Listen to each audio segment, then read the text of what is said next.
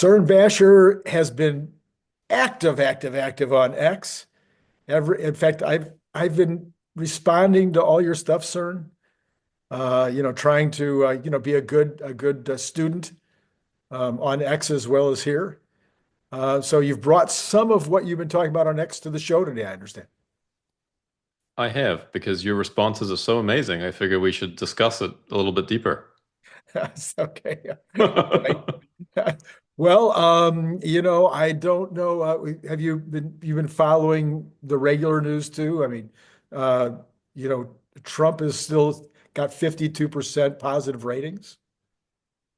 Right up there with the president of Ukraine. Yeah, right. That's a Exactly. different situation, I Different realize. situation. Different Yeah. situation entirely. Yes. Well, I keep hoping that Mr. Musk's ratings will get into the 50s. Yeah, I'm not worried about that. I think we'll see it in revenue growth over the coming years. That's where his ratings matter. See, I knew that if we talked long enough, I'd remember how I was going to do the cold open earlier. There you go. Do you want to give it a shot now? Yeah, well, now we're starting over. All right. So, CERN, because you claim to be some kind of an analyst, you probably, when you're analyzing things, you probably give like some kind of rating in your head to the percentage chance that you are right. And Absolutely. the Everything thing, I do has a probability attached to it. I Yes. thought that would be the case. And so, one of the things you're most famous for on X, on my channel, everywhere you go, even with those bulls, is you're most famous for your expectations with regard to Robotaxi, the Yes. numbers that you have with regard to Robotaxi. So you have an analysis that you've done.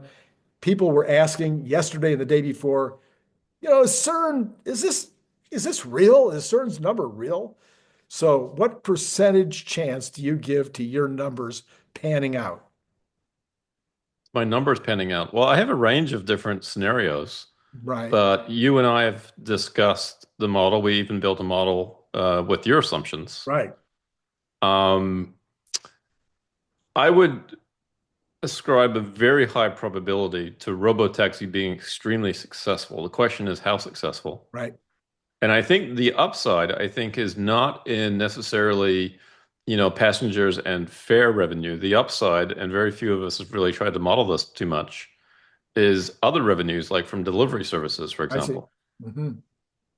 Right. So yeah, I think there's a very high probability of the numbers, one way or another, being reached.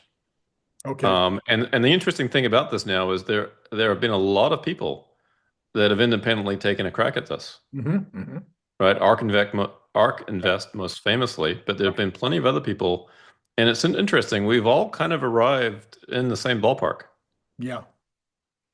Yeah. Um, so that's very interesting. Now, there's been fewer people that have taken a crack at humanoid bots, Right. and I'm waiting for ARK Invest to publish their model. Yeah. No kidding. Yeah, it's overdue in my opinion, but I think it's coming. Yeah, I mean, and Kathy has never been shy about putting up a massively huge number.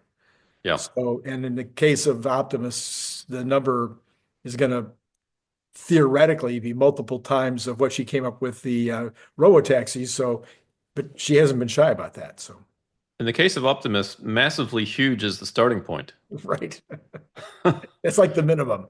Yeah, That's right. Yeah, and we'll talk about some of those details today as well. But yeah, this is definitely an exciting time to be alive. Just the last few days, really, this week with Grok 3, yeah, Microsoft announcement yesterday, yeah. and today with Figure AI's video release. Which I think we're going to be talking about a couple of those things. Yeah, And the Grok 3, I don't think is in your slide deck today. Have you had a chance to play with it much? just a little bit, not Okay. enough to really say a whole lot about it, but Okay. it is it's impressive. Yeah, yeah.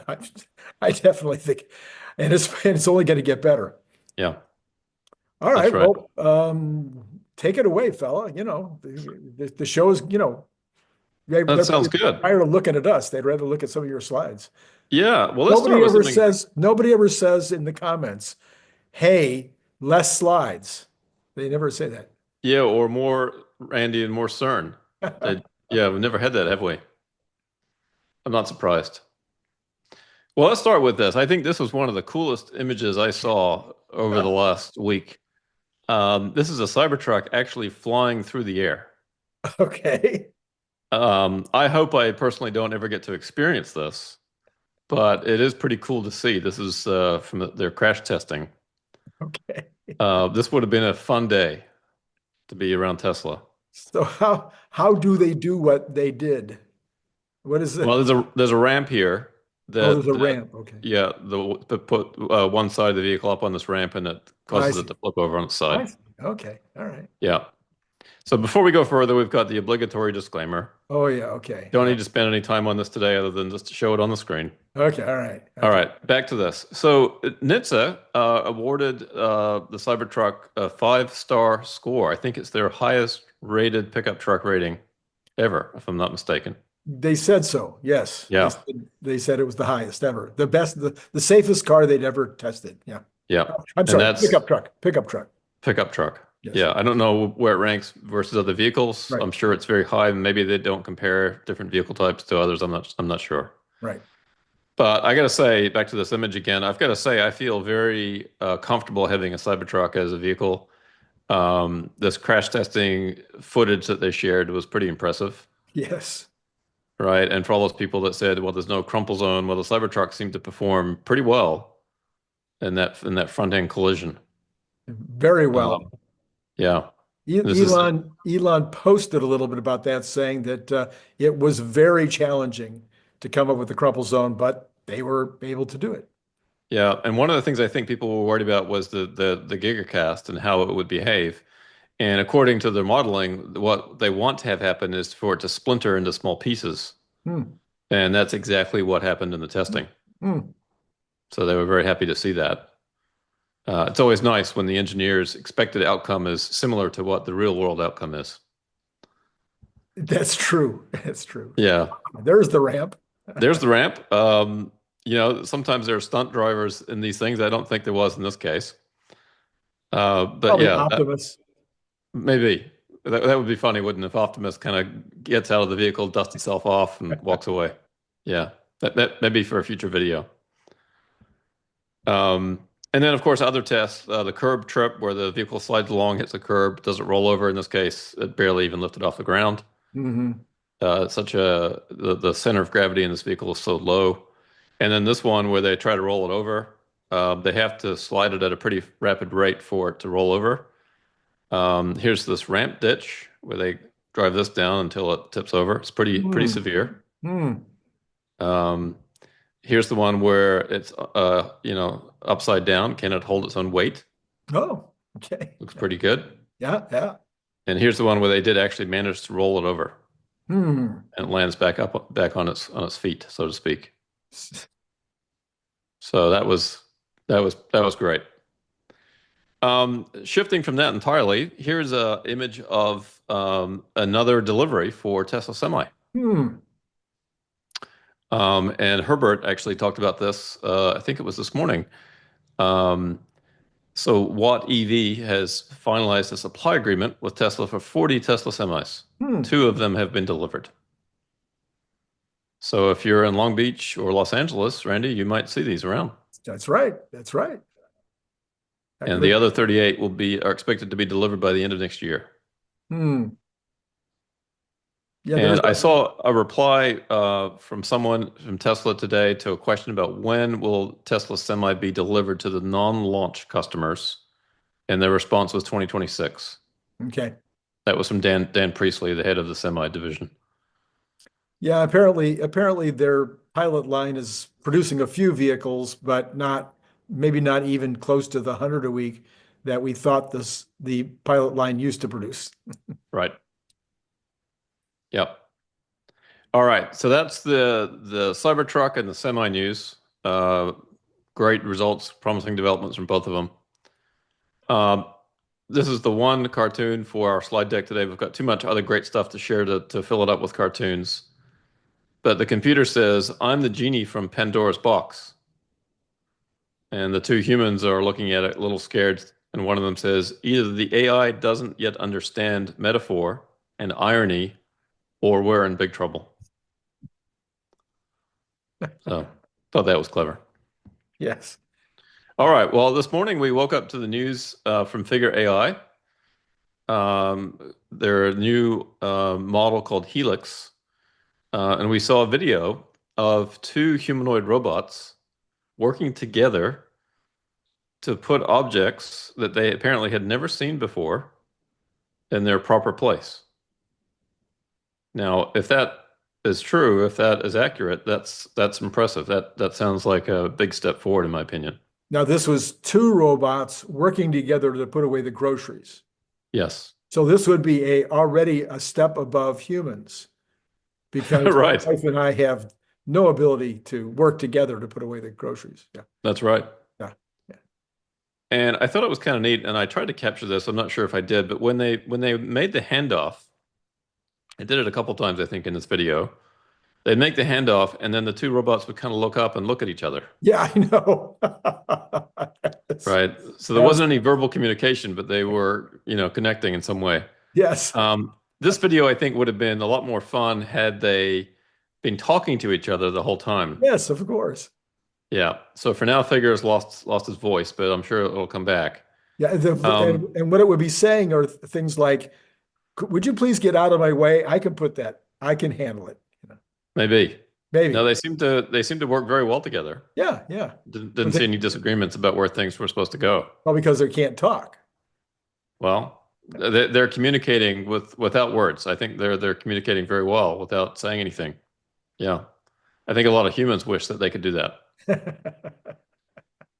But it was quite something, I think, to kind of quietly watch them work. Sure.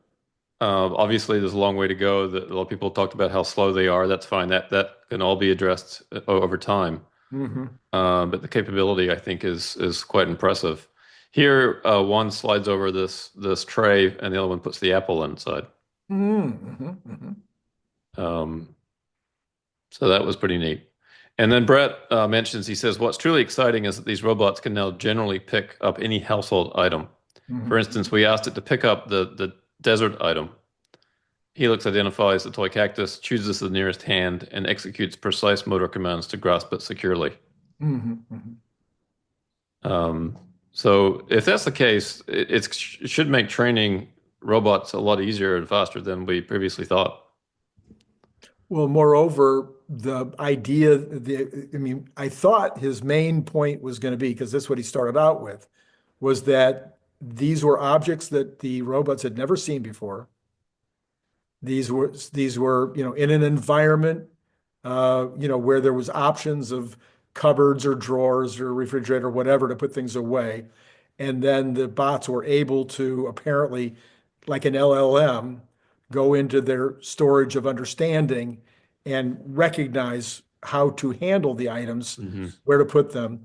And that, of course, is, I think, even more to your point, that if they can do that, then training would seem to be simpler than maybe a lot of people thought. Yeah, if you don't have to show the robot precisely, 1,000 times over where to put something, Right. and it can just kind of figure it out. In this case, truly figure it out. Yes. Surely figure it out. Yeah. Yeah. I can think about in my house, when we unload the dishwasher, I put things sometimes in a different spot than my wife does. Yes. Right. I've heard And that that about you. sometimes is fun because then we're looking for the things that we know where we put it, and suddenly it's not there anymore because the other person has moved it or put it somewhere else. So with these robots, they may end up doing the same thing. You may be pleasantly surprised where you find your, cutlery and dishes and so Well, on. I was actually a little concerned about where the bot put the ketchup. It didn't seem to be exactly where I would have put the ketchup. Yeah. Well, I think reasonable people can differ on that, Randy, in terms of It's where the possible. ketchup should go in the fridge. How about reasonable bots? Yeah, but better in the fridge somewhere than just in a drawer, Yes. right? Indeed. Um, Indeed. yeah. So that's good. And then they had sort of another little series of videos showing the bot being able to pick up all kinds of different things, different commands. Pick up the kid's shoe. Another time they asked it to pick up the leopard print shoe. Actually, here it is here in the top left. Pick up Hmm. the leopard print shoe and various things. Pick up the alarm clock. So that was pretty impressive. There's a number of examples here about that. Pick up the small shoe was another way that they asked it for the shoe. Right. So if it can generalize in this way, that's pretty exciting. Because as you know, there's a million different items potentially in a household or a factory Sure. that the bot needs to know what they are. And so if you don't have to train it specifically on these items, then that's a big time saver. Hmm. Okay. And then Hmm. last one in the series, pick up the box of Japanese curry, pick up the frog, etc. Pick up the Lego. In my house, the bot would be fully employed picking up the Lego. Just picking up Legos. Well, you're Yeah. supposed to, but he's supposed to step on them first. I'm sure. Yeah. Yeah. And that's where some of the testing that perhaps the Chinese are doing will come in handy. That's right. It's Yeah. And we'll cover that here in a second. okay. All right. Yeah. And then this is also from Brett a couple days ago now. It says, if it isn't clear yet, this is the breakthrough year for AI robotics that we've been waiting for. 10 years ago was too early. So we're, according to Brett, we're making rapid strides now. And of course, Chris Camillo here is talking about how quickly humanoid robots are advancing Right. Right. in this interview. Yes, and Chris is famously waiting patiently on the sideline with his biggest bet ever, ready to place his biggest bet ever. I don't know exactly the day or the time, but maybe if you subscribe to him, he'd tell you in advance on Robotaxi. He knows there's going to be this day. Yeah, and my understanding is he's not invested at all in Tesla for Robotaxi. He's invested solely because of the humanoid bots. Right. And it's my understanding from listening to him probably now, maybe a month or two ago, that he was accelerating his investment in Tesla because of the developments that he's seeing in the humanoid bot space. Yeah. I don't know if he's got his full position on yet or not, but yeah. So Chris is excited about it. Brett is excited about it. And we're seeing some other advancements too. This one's a little creepy from Clone Robotics, but a very human-looking humanoid. I mean, the white covering, I think, maybe is a little bit freaky for some, but if it was skin tone, that might be a little bit less crazy. But this bot is structured very differently and behaves very differently than any of the other humanoid bot, companies. And it'll be interesting to see whether or not this is actually a viable way to approach things. Yeah. Right. And it was a little weird here because it's just hanging from from a gantry, so it looks a little strange when it was moving. But this is kind of the most human-like looking thing in terms of its, muscles and so on. Yeah. Yeah. Yeah. It's So, very, very unusual. yeah. All right. Well, that brings us to the Chinese. Okay. We see a lot of videos out of the Chinese bot makers, particularly Unitree. Yep. And most of their videos seem to be of somebody trying to beat the bot. And here the bot is dancing, and this guy's taking a stick to it, and he's hitting it in all kinds of ways and all kinds of places, and the bot's dancing on. Right? And the bot even actually learns to block it with his hands. Yeah. Now, what we don't know here, I don't fully know whether this was autonomous operation or not, whether the bot saw the stick coming and put its hands up, or if this was some kind of choreographed move. I don't know that yet. But still, the bot, in the way that it handled this external input, it handled it very well. Mm-hmm. Yeah. Very, Yeah. very stable, continued to dance, etc. I would be interested in the time where the bot takes the stick away from the guy and starts beating him with it. Well, that may be coming, yeah, where the bots start to test the durability of humans. Yes. Yeah. Some of us are a bit worried about that. And here's another example here with Booster Robotics. The guy taking the sledgehammer to a cement block on the bot's chest. And the bot takes the blow, the cement block breaks, and the bot stands up and kind of shakes it off. Yeah, I am terribly worried about these bot makers. They just seem to have this instinct to want to beat up on these poor bots. And I don't know if this is, like people were all worried about games over the years, about kids getting away from their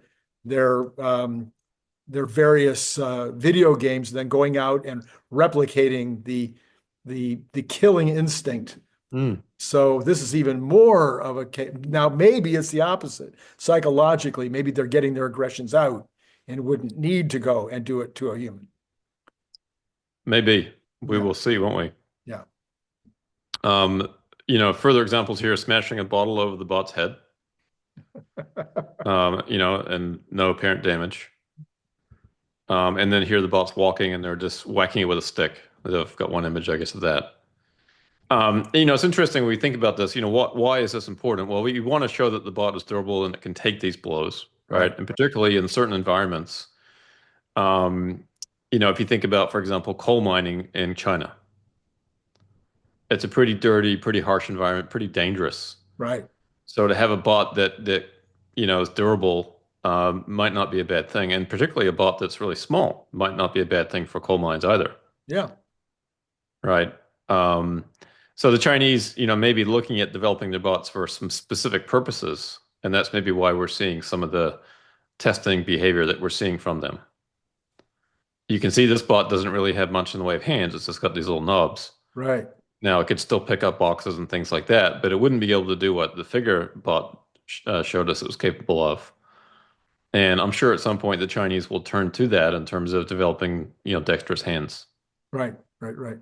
But their priority right now seems to be a little bit in a different place than where the US bot makers are. But the Yeah, one thing we know about the Chinese, the government is fully behind this. They're supportive of dozens of companies developing these humanoid bots. This is a national imperative for them. yeah, yeah, and so we know that so far PETA hasn't gotten involved in this with regard to hurting these poor bots. People have discussed, of course, how we may relate to these bots and become friends with them, and they might become like our dogs or even like our siblings or something. But now as you talk about the coal mines, I'm contemplating, do you think if a coal mine collapses, will we be desirous? Will there be this huge amount of frenzy around getting them out of the coal mine? There'll be none. None. Okay. No, they won't even worry about it. They You know, won't even report it. Yeah. I'm looking at the philosophy here. Yeah. This reminds me a little bit of the days back maybe with MTV where they would throw TVs out the window, smashing on the Oh, ground. right, right. I don't really see that so much anymore. Now, the TVs today are a lot bigger and they're typically attached to the wall. So I guess it's more difficult to pick up your TV and throw it out the window. I hope we don't see that with humanoid bots in the future. Yeah. And then lastly, for the Chinese here, we did see an example recently of a bot receiving verbal instruction to walk forward, turn right at the trash can, and stop close to the door. And there were a couple of examples of this, and the bot was able to execute this command and Right. do as instructed. So this is the first example I'm aware of, well, in addition to the figure, I guess, examples, the verbal instructions received there. And what we're waiting for now is to hear the bots talk back. Right. Yeah, Actually talk back. actually talk back. Now, what we're seeing here in the top left of this image is, it's got the command and it says text. The next action is move forward 75 centimeters. Mhm. So the bot is converting this verbal instruction to to what it needs to do. And so you can kind of see its chain of thought here. And it would be neat to see the chain of thought between the two figure robots, Yeah. right? Whether there was any disagreement and they worked that out. Right. Okay. The other thing that we're seeing, you know, in China in terms of, bots doing factory work and household work, there's a robot that's going to be doing a half marathon in April. And the idea there is, again, to test out the durability of batteries and the systems and so on. So a half marathon is a pretty good test. Yeah. Although I did come across that there's a half marathon on November 10th, 2024, and the robot looks like it was running in that. So maybe this is not a first. Mhm. Um, it served as a closing rabbit, a pacer who encourages and motivates runners to keep going. Just don't give it a stick. It might encourage you in ways that you might not like. Yeah. Yeah, after watching all the training videos of the humans taking a stick to it. Yeah, because it's going to get trained to think. I mean, that's what they said about spanking children, right? We're Yeah. teaching aggression. So wouldn't we be teaching the robots aggression by all this activity? Yeah. Yeah. Potentially. We need to be careful there, I think. I, And then lastly, on the Chinese bots, here's a robot recently walking up 134 tricky steps, huh, apparently steps that weren't all that even. huh. So the Chinese are pushing the capabilities of their bots, walk on uneven surfaces and that kind of thing, testing the durability of them. So that's the route that they're currently going, at least what they're showing us. Yeah. Yeah. So for the doubters and the naysayers that don't think bots are going to be working in factories this year, when we already know that some are being shipped for that very purpose, Yeah. various companies that have shipped, more than a few to customers, apparently even getting paid for them, and we know that Tesla is, according to who was it the other day who claimed to know, was that Robert Scoble or somebody said that they were aware that there were at least a dozen or more Optimi working in the factories at this point. So I think we're on the verge of it here. I think so too. I believe that Sanctuary has shipped bots. Figure has shipped a few bots. Figure is about to move into their new campus, I believe, in March, which is also a manufacturing facility that they built. Hmm. So they're looking to ramp up production, and of course Tesla is as well. Yeah. So we've done this many times, but I put this table together recently just to kind of summarize the nearer term as well as the longer term opportunity. So let's start with, if a company can deploy 10,000, sorry, 100,000 bots. Hmm. And I'm talking about deploying, I'm talking about robots as a service. So this is recurring revenue. Right. On this table, though, I'm showing the annual profit. So let's just assume, for example, that the profit margin is 50%. Hmm. Okay, so if you're getting profit of 10,000, you might be getting revenue of 20. Okay. Now, in the early days, I think we're highly confident that the bots are going to get a lot more revenue than $20,000. Right. And I've even seen some estimates of, 90,000 up to 125,000. Yes. And I've said too that as these bots become more capable, actually those revenue numbers per bot could go up Hmm. before they start to go down with massive amounts of deployments.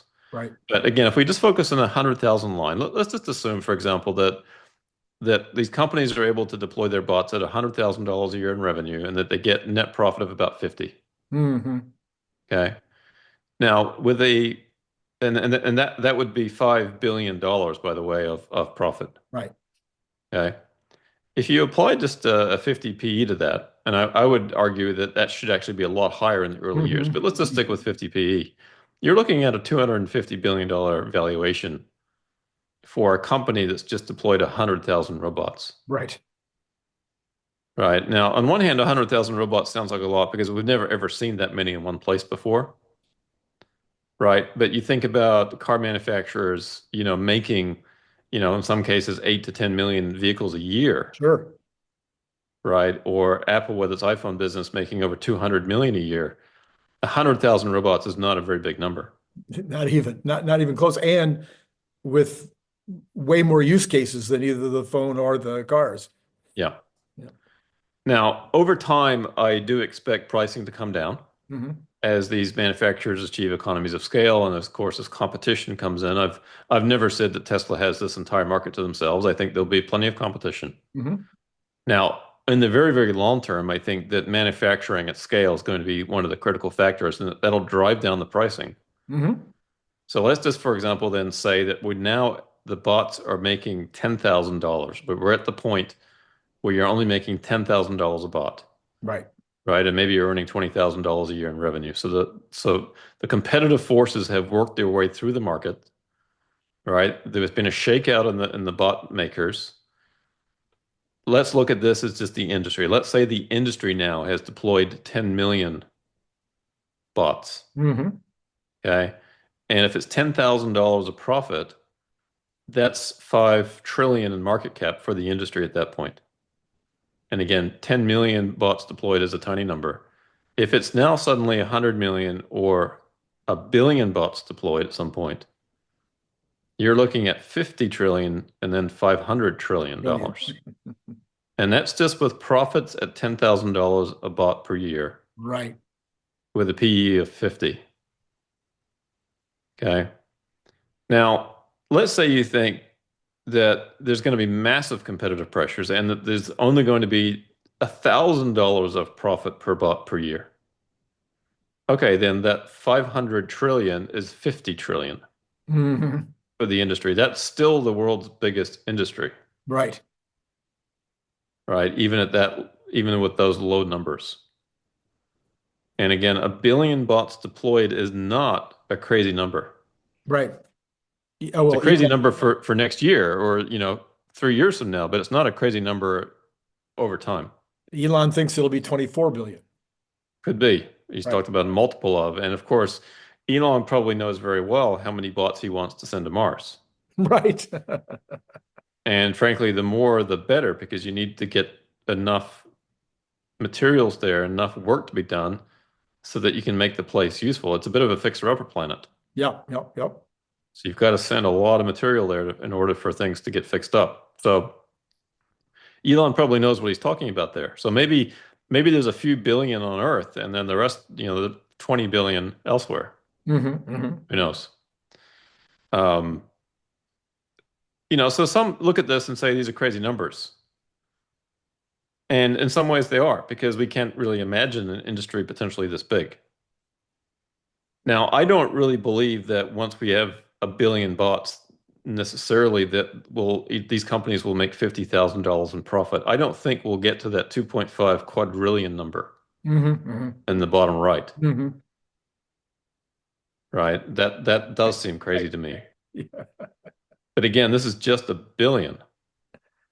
So at 2 billion, that 500 trillion number does become 1 quadrillion, Quadrillion. right? So I know we don't talk about quadrillion very often, and it's a weird word to say, Yes. but it's not out of the possibility. Now, of course, Elon has said, and this is the great unknown. Elon has said, well, what is money at this point, Indeed. right? What's the purpose of money? Will we need it? Will we think of it in the way that we do now? And so it is an open question about whether or not these kinds of numbers ever get realized.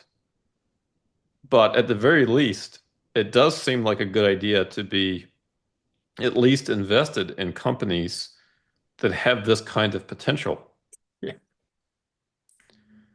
right? And it's funny because when people talk about, Randy, when people talk about, well, there's going to be massive competition in the bot space that's going to drive down the profitability. Well, think about then every single company that's deploying these bots, it's going to drive down their profitability too. Yep. It's going to have the same effect on every business that uses these. Sure. And the ones that don't are out of business because they can't compete. Right. So it's a massive deflationary force on the economy, not just on the bot industry itself, but on everything that it touches. And I think that's the point that's lost on most people that look at numbers like this and say, oh, this is impossible. This will never happen. The profitability is going to be much lower. Okay, then the profitability on everything will be much lower. Yes. And in that case, suddenly in a very different world. Yeah. And Elon finally, had listened to some of my videos on this subject, and he finally kind of changed his pitch in that talk he gave the other day, where he was saying, okay, there will still be uses for money for things like artwork that are, Yeah, one of a kind signed by some, famous artist. Well, that is just a category. That's just one category of yeah, what I've been talking about in terms of the other potential uses for money, where there will still be scarcity. Things like we've talked about it on this channel, even with you, things like only so many people can go get on in Venice, Italy at the same time. Only so many people can go see a concert with your favorite rock star or go watch your favorite basketball team play. So there's limitations in all those things. So because there are limited resources on multiple things that will never go away, you will always have people that are able to afford um, living in Carmel by the sea, because there's only so many people that can live there. So anyway, Yeah. yeah, yeah, It will be interesting to see how the things that we value, how the price of those things change right. when some of those things are truly scarce, Mhm. and other things that today that we think are valuable and scarce are no longer as scarce and as Right, valuable. right. Right. And I think you can look throughout history and see that there's a lot of things Sure. that people valued 100 or 200 years ago that today we would just sort of say, okay, that's trash. Right, This right. is not important to us. So that trend will continue. Yeah. Hmm. Yeah. All right. This is just some of the words from my post. I think we discussed this. We don't need to go over this, but I'll just show it on the screen in case anybody wants to pause it. And then this second part of it. Again, feel free to change these numbers. I've designed it in such a way that you can double the numbers, you can half them, you can make your own assumptions. I used a PE of 50. You can cut that in half to get 25. You can double it to get 100. However you want to approach this, come up with your own numbers. Hmm. Hmm. Try to make that as easy as possible for folks. Okay. I think we also have to take into consideration that it may not always be a rental. It could Yeah. easily be that some of these companies, right from the beginning, I mean, some of them are already that we know of are already charging, just a one-time sell price. Yes. I would be surprised if the ones who are charging a one-time price aren't charging some kind of an annual subscription at least. But there is, you could maybe buy some of these for for $60,000 or something, and you own it.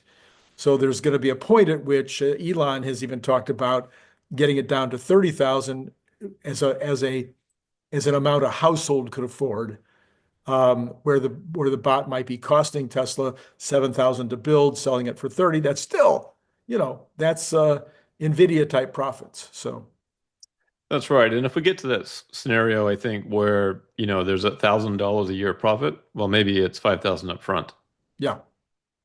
right? And then you replace your bot every 5 years or whatever it is. So there's lots of different ways of slicing and dicing this and getting to those numbers. Mhm. We'll have to see how the industry evolves. It will evolve over time. Sure. Yes, you can buy a bot today, but the bots today that you can buy fairly cheaply, like from Unitree, don't really do a whole lot. Right. So as they become more capable, they become far more valuable. Mhm. Yeah. All right. The third topic, and this one is actually pretty fascinating in my opinion. And I don't know that we fully comprehend this, but let's discuss this a little bit and see if we can come to a little bit deeper understanding of what's going on here. The folks who pay a lot of attention on this channel when Brian Wong is on, when he's doing the science stuff, we've gone into we've done Yeah. at least 3 or 4 shows now on this subject. So hopefully those folks at least will have a little head start on understanding. Yeah. And I wrote a little piece this morning on quantum computing for dummies, just to kind of start bringing some folks up to speed. And I consider myself in the dummy camp on I this was going to topic. say I'm definitely in that camp. Yeah. But Microsoft's announcement yesterday of this quantum computer, uh, Majorana 1, if I'm pronouncing it correctly, Yeah. after an Italian physicist, um, is pretty fascinating. This is what the chip looks like. It fits in your hand. Hmm. This whole device here, this whole gold rectangular or square device, fits in the palm of your hand. And this has the potential to revolutionize computing. Here's another image of it. Um, and so it's kind of well, first of all, here's the guy 90 years ago. He theorized some of the things that Microsoft has now proven true. Hmm. Right. And so we think of state of matter as being solid, a liquid, or gas. What Microsoft has done now is really identified a fourth state of matter, taken some particles that are really half electrons and showed that they could be potentially in, two positions at the same time, basically. Right. We don't have any sort of naturally occurring phenomenon like that as far as that we've known before. But this has been theorized 90 years ago. Sure. This guy actually was a very interesting guy. had he been around longer, you can see he didn't live very long, although Right. there's some discrepancy about this. Hmm. He actually disappeared in 1938. Hmm. He took a ship from where did he take a ship from? He was in Italy, and he was anyway, he was going to Naples, and I think he disappeared. Hmm. And of course, there's been a lot of people that have theorized that, something bad could have happened to him, but he also may have orchestrated his own disappearance. There you go. Okay. One of the theories out there is that he did not want to be called into service to work on the nuclear bomb, I see. and that he went to live in either Argentina or Venezuela to escape all that. Hmm. Hmm. Some people believe that he actually died in 1959. Okay. But anyway, his contributions to math and physics are pretty great, even though he wasn't participating for a very long period of time. I think he wrote 6 or 7 papers. So his contribution's not forgotten, and now Microsoft has proven basically one of his theories as doable. Hmm. Hmm. Okay. Um, Again, I'm not the best person to describe the mechanics of how all this works, but in general computing, you've got basically, two states, right? You've got one and a zero. And in quantum computing, if you can have multiple states, then that speeds up the capability of the computer. And they're talking about a computer that fits in the palm of your hand that has more computing power than all of the world's computers put together today, right? And that's just crazy to think about that. Yeah. Yeah. And the other question with that is, Well, well, it's not, what? well, it's not that crazy because I can put this in the palm of my hand and comparing it to early Yeah, computers. that's right. Yeah. Now there's some pretty good videos. I linked to a couple of them on a post I did this morning on this. Um, from Microsoft talking about this development. There's a 12-minute video that's really quite fascinating to watch. Hmm. Um, but just the way that they've architected this, the way that's designed is pretty impressive. One of the challenges with quantum computing is that the systems are not very stable, and they have to put them at very, very cold temperatures just to have a hope of running these things. Hmm. Hmm. Microsoft, I believe, has developed one of the coldest temperature systems ever developed on Earth to Hmm. to make this computer work. Obviously, one day if it's going to fit in the palm of your hand like a phone, they're going to have to come up with a different way of doing this. Um, but they seem to have made a pretty major breakthrough here. They've been working on this for 17 years. It's Hmm. Microsoft's longest running research project. I'd be curious as to how much money they've spent on this so far, but I'm sure it's a lot. Um, anyway, it's kind of a beautiful system. Very different looking chip than anything else that we've seen. Yeah, and talking to Brian about it last night, there is about I'm going to forget the number, but I want to say it's 8 or 10 different approaches to getting to quantum computing. He doesn't feel like Microsoft is in the lead at this point in terms of the approaches. Hmm. The greatest problem with quantum computing is the number of wrong answers that it gets. Yeah.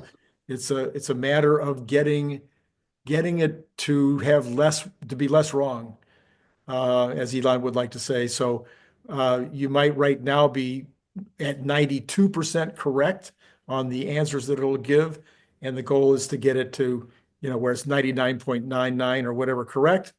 And that's a matter, I think, of having more and more and more of these devices working together, kind of like this big chip. If I understand Brian correctly, I have no idea whether I just said that right or not. So let me know in the comments below. Yeah, my understanding is that Google and IBM are working on quantum computing. They call it they use qubits, the form of computing, from made them things like superconducting circuits or trapped ions. Right, And the challenge with them is for them to work. They're so sensitive that you need tons of extra ones in order to just fix the errors, right.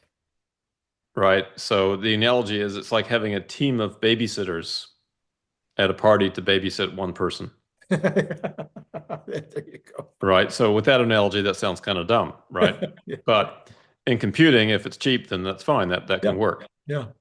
right? Where what Microsoft has done with they've kind of flipped the script on that, right? Instead of babysitting the fragile qubits, they build qubits that are naturally shielded from errors using something called topological protection. Hmm. Okay, so this is the first real-world example of this idea, in action. Right. In theory, it makes these quantum computers more scalable and much more practical. Okay, so yeah, but it's nice that we've got different approaches, and Yeah. then over time we'll figure out what does work best. Right. Right. Right. Yeah. Yeah. Just absolutely amazing. Yep.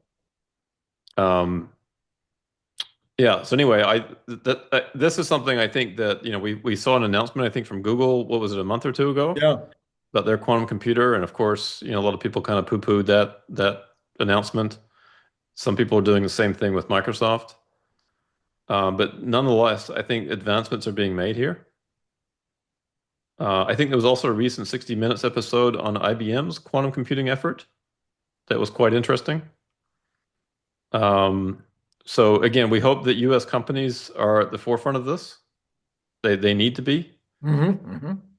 Quantum computing is going to be very critical for developing new materials, for drug discovery, for optimizing virtually everything. Um, think about if you have a delivery network or a robotaxi network and you're trying to optimize the routes. Yeah. Traditional computing struggles with that when you get beyond too many different choices. Hmm. Hmm. But quantum computing can eventually, essentially do all the calculations on every route at the same time. Yeah. Yeah. So we would benefit tremendously as humanity from developments here. And so if Microsoft is just a few years away of making something that's truly practical in this space, then that's really exciting. Yeah. Yep. Maybe this will be helpful for other people. I kind of use clouds as my go-to on complexity, because one cloud scientist describes clouds as more complex than brains, Mm, human brains. You think about the cloud, what a cloud is going to do, or at any given time, is impacted by the temperature of the land, the temperature of the water, the speed of the wind, the butterfly effect.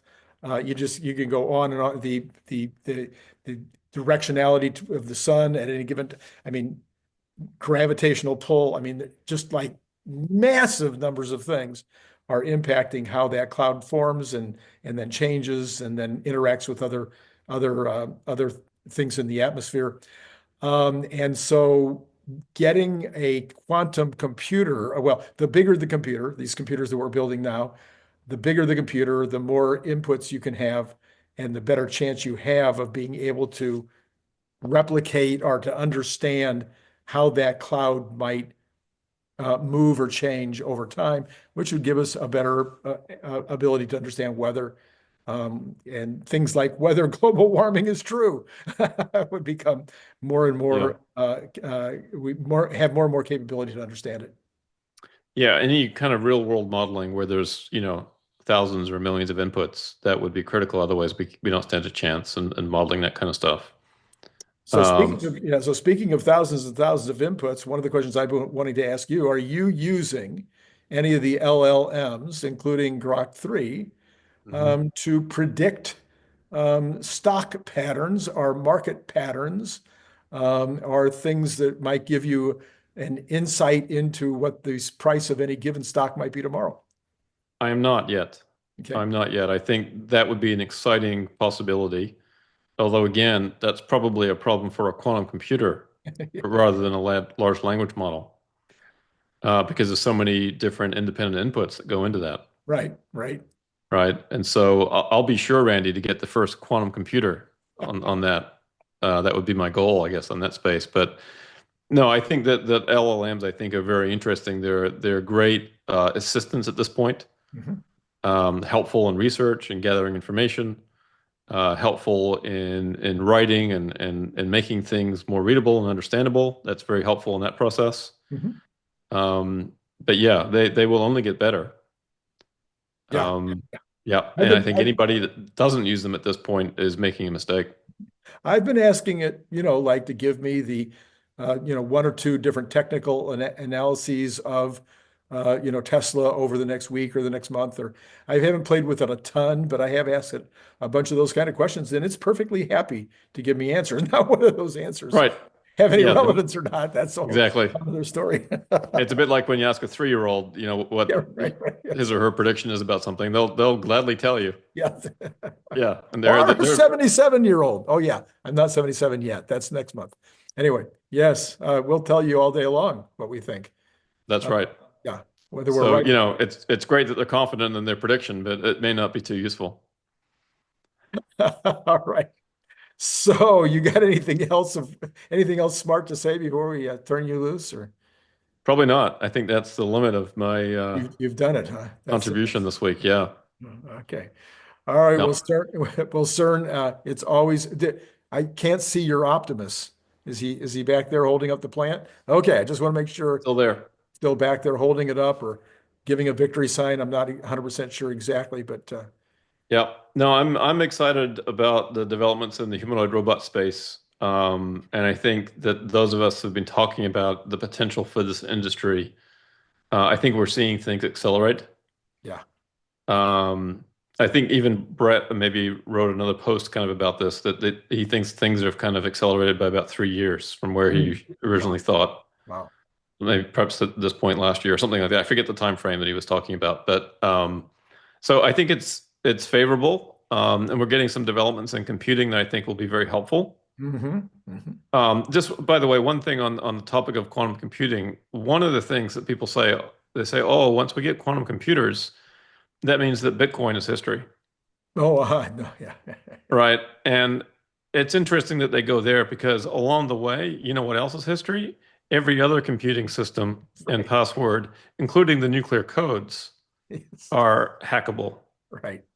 So we're going to have plenty of challenges long before Bitcoin is destroyed by quantum computing. Yeah, I think it might have been you, it might have been Brian. Somebody said the other day that, well, what'll happen is we'll have a quantum computer capable. We will be able to Yeah, create a code from quantum computing right. ahead of the time that this. So Yeah, hopefully all that's true. I spent the first about 15 years of my professional career in the security business, selling hardware as opposed to software, but I know a lot about how security systems work and how police departments and individuals and companies try to keep, bad guys from getting their stuff. And yeah, you just always have to have, yeah, you just have to stay one step ahead because the criminal is always just right at your heels right there. to get Yeah. you. Now, the good news is if Elon is right and he says, okay, what's money in a world of abundance, Right? then we won't need any passwords to protect our money because it won't be important. Yeah, yeah, exactly. So maybe that's the ultimate answer. Yeah. Yeah.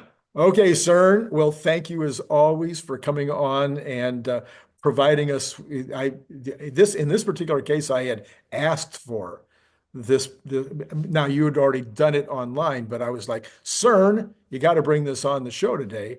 I thank you for paying attention because you didn't have to. I try to pay attention once in a while, Randy. All right. Until next week, then, it's been great having you on, CERN, and great talking to you all. Thanks, Randy.